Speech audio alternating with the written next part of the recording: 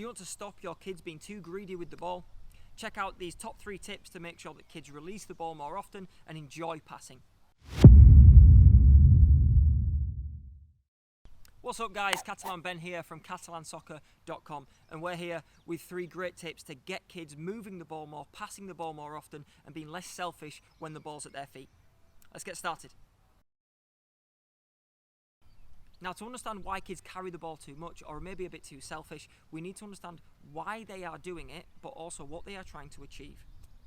Most kids that carry the ball for too long, they want the glory. They want the satisfaction of scoring a goal. They usually carry the ball because they want to be the one that hits the shot at the end of it.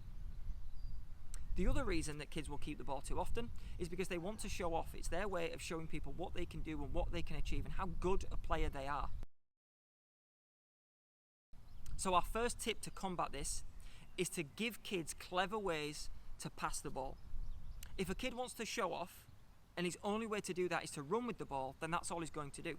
If you've got a kid who's a bit extrovert, he wants to show off, he wants to give people a reason to go, wow, look at him, then give him a way to do that, but by releasing the ball.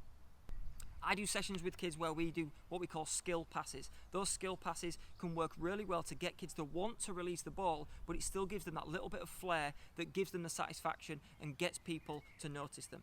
It could be a back heel, it could be a step over then a pass, it could be a slip with the outside of the foot, it could be a scoop pass. There's loads of different variations on how to release the ball, but with a skill. For instance, I did a one-to-one session recently with a kid, and all I did with him for at least 20 minutes was Ronaldo chop passes, getting distance on his Ronaldo chop, teaching him when to do it in relation to a defender, the angle that the ball comes out to release. Now he's doing Ronaldo chops to pass the ball all the time. It's made him less selfish, but it's also still giving him that satisfaction to go, I'm a great player, look at what I can do. Tip number 2 is make sure that nobody's incentivizing goal scoring. Sometimes parents, grandparents, aunts and uncles, they will give a kid a reward, whether it's a sweet or a monetary value. They will sometimes give a kid an incentive to score goals. Now let's be honest, kids don't need an incentive to score goals. That's the bit they already enjoy, that's the bit they already celebrate. You don't need to incentivize goal scoring, so make sure that parents aren't doing that. If they do want to incentivize the kids, get them to incentivize something a little bit different. Can they incentivize how many tackles does a child complete? How many interceptions do they make? How many times do they run back into their own half and cross the halfway line? All those kind of things can encourage work rate, it can encourage selflessness, and it can encourage a team mentality.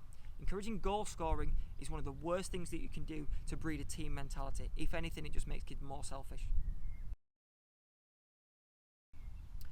And the third tip is to encourage people to assist goal scoring.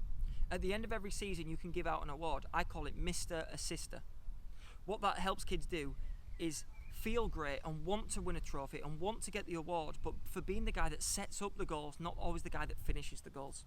So I record, instead of goals scored, I record who assists those particular goals.